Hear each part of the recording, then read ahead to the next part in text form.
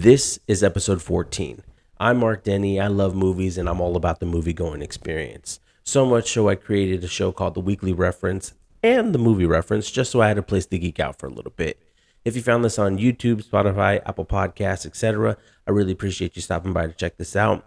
On this week's episode, I got some trailers to talk about in Marc's Top 5, including Christy and The Rip, as well as the Super Mario Brothers little announcement for their sequel. And then I also want to talk about my 5 favorite actors currently. So let's get into it. So Mark's Top 5 for this week is covering September 8th through the 12th. I know Wake Up Dead Man has a new trailer out, and I feel like I've been talking about that movie for the last couple of weeks. So I'm going to give it a little bit of break. I love the trailer. James Gunn also has had some comments about what's happening in Man of Tomorrow, the Superman sequel, and it's exciting, but I also want to give the topic of James Gunn a little bit of a rest. I feel like I've also been talking about that for the last couple of weeks. So what I want to talk about are movies things that just weren't on my radar necessarily, and that's kind of the perspective I'm going with this week's top 5. You got Sung Blue. This is a new trailer that came out. It stars Hugh Jackman and Kate Hudson. This comes out December 25th of this year. I had never heard of this movie. I saw the trailer and it's about this Neil Diamond impersonator or interpreter is how they say it in the movie. I really like the chemistry between Hugh Jackman and Kate Hudson from the trailer's perspective. It seems like one of those. It's based on a true story, so you use Sweet Caroline. I mean, come on, you use the right song to bring this movie all together. The only thing I didn't like was the title. I don't like Song Sung Blue. That's such a weird title. I don't know if it's a Neil Diamond track or something, or obviously I'm going to find out what it means when I watch the movie. But that's the only thing I didn't like. I think they should have stuck to Lightning and Thunder or Thunder and Lightning or whatever their group name is in the movie. But I thought it was really, I don't know. I found the warmth, the little heartwarming type of story of somebody that's trying to turn. It seems like he's trying to turn his life around, and he found solace in trying to entertain people. And so I don't know. I really liked it. I thought the trailer was really sold me on the movie, and so yeah, I'm looking forward to this movie for sure. Next is The Rip. This is a teaser that dropped. This is for a movie that comes out in January 16th, 2026. This has an all-star cast. You got Matt Damon, you got Ben Affleck, you got Steven Yeun, you got Kyle Chandler. The cast is stacked. It looks awesome. The only thing is that it's a story that's been told time and time again. Dirty cops find money, and then the only little bit of a twist is that I don't know how they start distrusting one another. I don't know what kind of game is being played to add that intensity where trust is being questioned amongst these dirty cops. You know what I mean? Like, clearly something had them go on this journey together to build this type of trust. What's so special about this circumstance and this $20 million that they ended up finding? But Ben Affleck and Matt Damon working together, that's just something I always look forward to. Good Will Hunting, of course, and Air. Air is fantastic if you haven't watched Air. So, like, that's, like, automatic. You got me automatically. And Joe Carnahan, who did The Gray, as well as the A-Team. I love the A-Team. His vision of it with Bradley Cooper and Liam Neeson, I think, deserved a sequel. Unfortunately, it just didn't make enough to warrant a sequel. But yeah, I don't know. I'm trepidatious. It's a Netflix movie. It also reminded me of the other Ben Affleck all-star movie, Triple Frontier, the one with Pedro Pascal and Oscar Isaac, where they go to this country and they try to rob from the cartel, I believe, and it becomes, obviously it goes haywire because, of bad decisions. But maybe there's a little something extra just because it's Ben and Matt. I don't know. I guess we'll have to wait and see. Next, the Christy trailer. I don't know if you've seen this one. This is that Sydney Sweeney, based on a true story about a boxer. I don't know many details. What I got is that she's a boxer, or she learns she finds her way into boxing, and she feels like that's her path. That's what I'm gathering. But also, things are not all what they seem at home. I think it's her husband or boyfriend or partner, whatever. He is her manager, but he's also kind of, I guess he's abusing her. And so there's probably, there's that side of that story too. So I don't know the story. I'm not familiar with it. All I know is that the trailer did what the trailer was supposed to do, which is sold me on this movie. This one comes out November 7th. Um, yeah, it looks intense, looks dramatic. It looks like it's going to be packed with emotion. I saw some critics' responses to it because it premiered in at TIFF, I should say, which is the Toronto International Film Festival. A lot of movies got a lot of buzz from that, and this was one of them that people were raving about. So, the trailer sold me. I'm interested. I don't know if I'll see it in theater. It'd probably be like an at-home watch, but yeah, yeah, yeah. And then Marlon Wayans does some teasing about Scary Movie 6. I think comicbooknews.com or comicbook.com asked him a question. He's promoting Him right now, which is a movie that I'm not super interested in. I saw the trailer, it looks wild, but he's out there promoting it, and they asked him, what kind of movies are they, gonna parody for Scary Movie 6. And he mentioned movies like Nope, Heretic, Sinners, Long Legs, Get Out, I Know What You Did Last Summer, and of course, Scream is probably an obvious pick.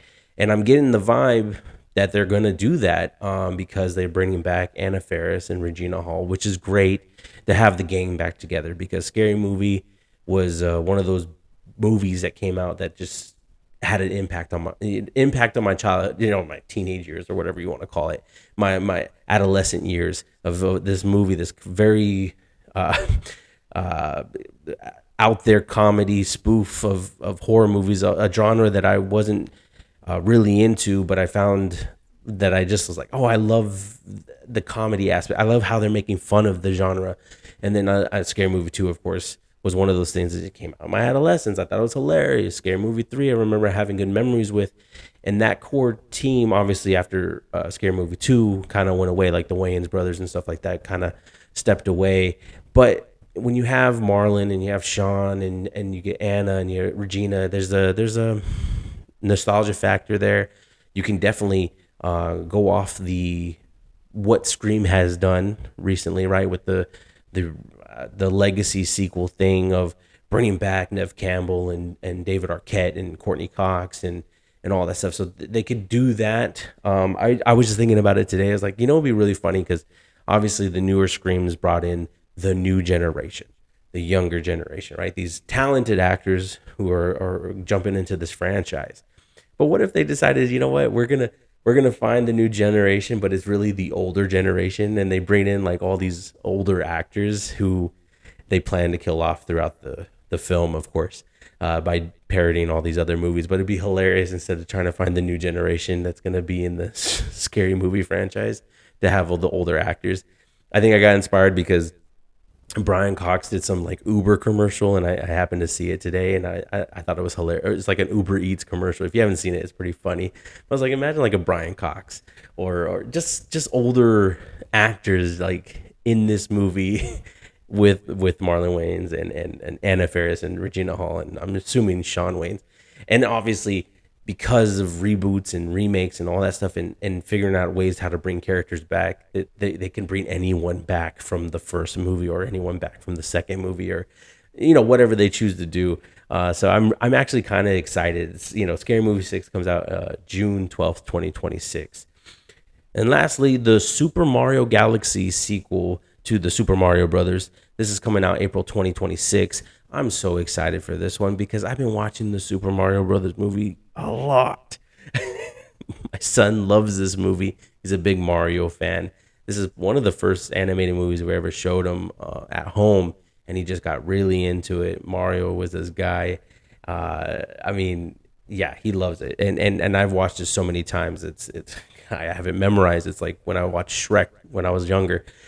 But the movie's awesome. The movie looks great. The animation is fantastic. The voice cast is great. I watched it more in Spanish than I do in English, so sometimes it's a bit of a surprise when I hear it in English. I'm like, oh yeah, that's right. It's in English. But finally a sequel, right? And I knew it was coming. I've been waiting for something like footage and confirmation that it's actually going to come, and here it is. We got a little bit of a teaser, and I loved how the teaser looked. It looked just so beautiful, cinematic. It got the nostalgia with the music, and you see Mario sleeping under the tree, and then this gopher pops up, and it's just, and then you go over the water and stuff like that, and they made their announcement that it's going to be called the Super Mario Galaxy. And come on, I'm excited. I don't know. There's the possibilities are endless. I think they can only go up from what they built upon. I feel like the Super Mario Brothers was one of those things where we got to figure out how to marry, get kids interested, and also the adults and the nostalgia factor, and of course everyone that's a fan of Mario Brothers. You got to do this, that, and the other, and so you did it. Now it's time to build upon it and just make it better. Do just build upon and make it better. And I think they can. I think that and I feel like Mario's the fever for Mario is grown since the first movie came out. Obviously, the video games are so influential and everything like that. And then they have that park opened up in Universal Studios, which I can't wait to go one day, and I can't wait to take my son to go see it. It's gonna yeah. So I'm so excited. I can't wait to see this movie. I know it's so weird to be excited for a Super Mario movie, but I really enjoyed the first one, man. It's a lot of fun. It's super short. It's cute. It's not perfect, but man, it works. That's all I can say. It works. Now I want to talk about my five favorite actors that are performing right now. These are actors that I have seen a lot of their movies, or I have a lot of their movies, and there's movies that are coming out that I'm looking forward to. Like, I'm always looking forward to whatever project they're attached to or whatever they're doing next. And that's kind of how I made this list. That's not to take away from anybody else, because I love Emma Stone and I love Emily Blunt and actors like John Bernthal and Kyle Chandler. Like, I always get, when they pop up in a movie, it's always like, wow, this movie just got elevated all of a sudden. There's a lot of talented actors out there that I really love seeing on screen and whatnot. But these five in particular are just ones that I constantly find myself keeping an eye out for. So let's just go through it 5 through 1. Coming in at number 5, Ryan Gosling. Crazy Stupid Love is the movie that kind of threw him on my radar. Like, I was aware of him, Notebook and a few other projects, but Crazy Stupid Love is what kind of, I was like, hey, this guy's really good, really talented, really funny, holding his own with Steve Carell, and I love Steve Carell and everything like that. And his chemistry with Emma Stone is just, it's impeccable. It's amazing. La La Land and so. Listen, I know people go, oh, Gangster Squad. No, I didn't like that movie, but their chemistry was really great in that movie. And his upcoming movie right now is Project Hail Mary. That one comes out in March 20th, 2026, and I'm excited for that one. This recently Fall Guy, Blade Runner 2049. Like, this guy, he's just so good at picking projects that I'm interested in, and he's a great performer. He's in a new Star Wars movie. He's making a new Star Wars movie. I don't know if you guys know about it. Starfighter. And I'm excited for that one. I haven't been excited for a Star Wars movie in so long. And because he's attached, I'm even more excited for it. Like, he was brilliant casting. He's great in Barbie. He's just a great actor, man. He's just somebody that can add so much to whatever he's in, but he can also lead whatever he's in. And I love the chemistry he has with, well, not just Emma Stone, but with Emily Blunt, like in The Fall Guy. Or I just had it in my head. The Nice Guys with Russell Crowe. Like, even when he's a part of a duo, it's like, it's great. And then when he's by himself, it's great. Like, he's just somebody that is super talented, super charming. And of course, I have to hear it from my sister and my wife all the time, every time he shows up on anything. Coming at number 4, Leonardo DiCaprio. Leonardo has hit after hit after hit. Like, this guy, I feel like he never misses. It's so insane how he is at picking at projects, and the filmmakers that he works with. Obviously, it's a whole like group effort of like, we're gonna elevate this thing. I'm trying to think. Oh, I think Titanic is probably what kind of really threw him on my radar. Um, yeah, that's probably the one. But of course, I think Inception solidified it. But then you can't take it. You got to keep other movies in there like The Departed and Catch Me If You Can and um, uh, gosh, the Wolf of Wall Street. This guy is just so freaking talented. The Revenant, Once Upon a Time in Hollywood. He's just so great at what he does, and I'm so excited to see him and whatever he's gonna pop up in. And next is One Battle After Another. This one comes out very soon, September 26th, 2025. I want to see it. I'm a little like, it's like 3 hours, almost 3 hours long. But Once Upon a Time in Hollywood was around the same mark. So, hey, doesn't matter. Get to see Leo on screen for that long. I think he's going to knock it out of the park in that movie as well. But yeah, man, this guy is just, there's no other way to say it. He's just super talented. He's great. I enjoy seeing him on screen. Even the Great Gatsby. I mean, yeah, there's the iconic gif or meme now with him raising his glass, but he's fantastic in that movie. Even though that movie's a little, well, I haven't seen it in so long, but I really liked that movie when I saw it. But my memory's making me think it's a little disjointed or whatever. But like, yeah, it's still a solid film. And anyways, he has a lot of projects under his belt that are just fantastic. I'm not a huge fan of some of his movies, and there's definitely movies when he was younger that I missed. I remember What's Eating Gilbert Grape, but I think there's a lot of his movies before Titanic that I haven't seen yet. And there's definitely some that I have yet to see, like Gangs in New York and things like that. But man, Leonardo, he's one talented beast. Coming at number 3 is Tom Cruise for me. Like I said, this is my list. But I grew up with Tom Cruise a lot. Like my mom loved Tom Cruise growing up. She still does to this day. So I watched a lot of his films. Out of everyone on this list, I probably seen more of his films than I've seen of anybody else's. So I feel like I have to put him that high because I love a lot of his movies. Like, not just I love. Like, there's just so many to pick from. And there's stuff that I just like Rain Man and like a Top Gun. Like, there's movies in the 80s that I'm familiar with that he's done. There's movies that I still need to see, like Color of Money.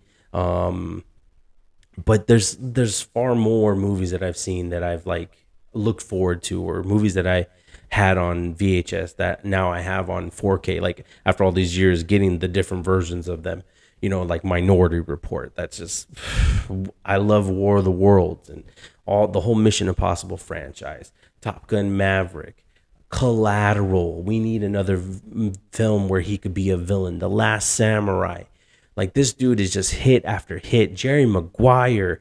Like I if we compare this apples to oranges, the Tom Cruise list of movies that I like it probably makes him number one compared to everybody else. So I feel like 3 is a pretty solid position to put him in because I love his movies. He's got an Alejandro Inarritu project coming out in October of 2026 that I'm looking forward to. If you don't know that director, he did The Revenant with Leonardo DiCaprio. And so I'm looking forward to a Tom Cruise Inarritu project. And like, come on. Him as Les Grossman, like, I don't know, man. He's got to be up there. He's got to be up there. I'm sorry. Coming at number 2, Denzel Washington. I've praised this man so many times. He's such a talented actor. He's somebody that just commands screen presence. I do have quite a few holes with him. Training Day is what threw him on my map, and then from there it was just kind of like going back and seeing Remember the Titans and the Book of Eli, Taking the Palin 1-2-3, Unstoppable. He's fantastic in Gladiator 2, the Equalizer franchise. Like, this dude, you can go on and on and on. And there's movies I still need to see. I still need to see Malcolm X, and I still need to see pretty much most of the Spike Lee projects that he did, including the most recent one, Highest to Lowest. But I feel like he's just somebody that and Man on Fire. I love Man on Fire. I love it. I love it. I love it. And yeah, man. So Denzel Washington, he's just tremendous actor.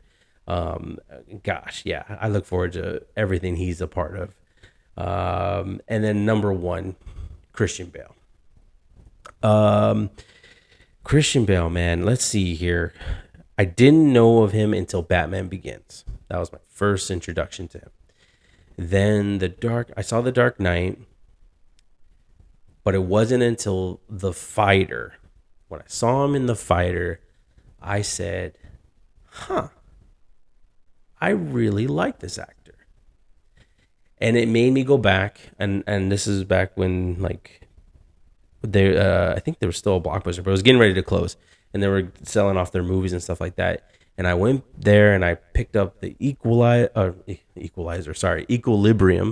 310 to Yuma, American Psycho, and The Machinist. Those four movies, and The Prestige. I picked up all those movies and I watched them. And my sister and she went to see The Fighter with me too, and we were both like, "Man, this guy's really good." And so we watched all five of those movies, and we're like, "Okay, I think this guy is my favorite actor." And we both kind of like have that in agreement that he's. I don't know if it's still her favorite actor, but he was, and he's still my favorite actor. And he's just somebody that I enjoy seeing on screen. I don't know what it is. The Big Short. He's fantastic in The Big Short. I was looking forward to him being in Thor: Love and Thunder, but that's not even his fault. It was whatever they were deciding to do with that movie. He was an entirely different movie, and he would have knocked it out of the park had they did something a little bit better than what they presented there.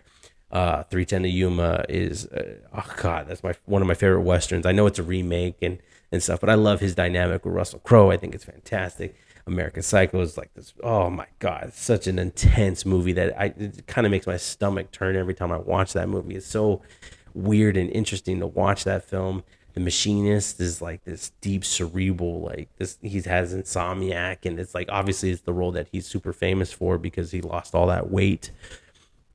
But then it's his version of Batman, The Dark Knight. Like I love his version. I love the deep voice. I love everything about that. Him and Nolan's vision is just one of a kind. I love it.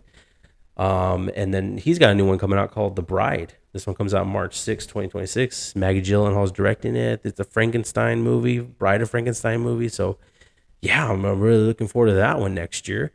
And I'm looking forward to whatever he's going to do next, man. I love Christian Bale. Yeah. That's it for this week. Please like, subscribe, comment to say hi. Let me know if you're excited for anything I said in Marc's Top 5. Also, let me know who your 5 favorite actors are or whoever your favorite actor is. And until next week, are you watching closely?